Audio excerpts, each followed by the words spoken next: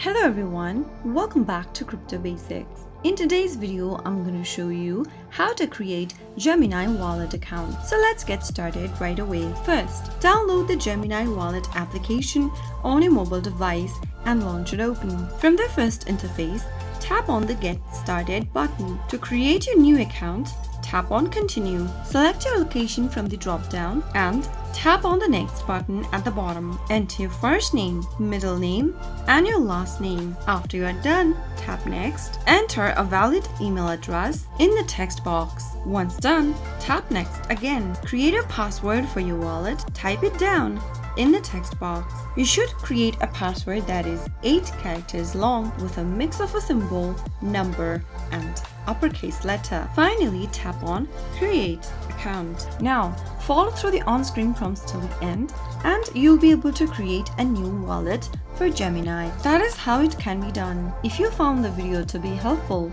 go ahead and give us a thumbs up. Don't forget to subscribe to our channel by hitting the subscribe button. Press the bell icon so that you'll never miss another upcoming upload from us. I'll see you soon in the next video. Goodbye till then.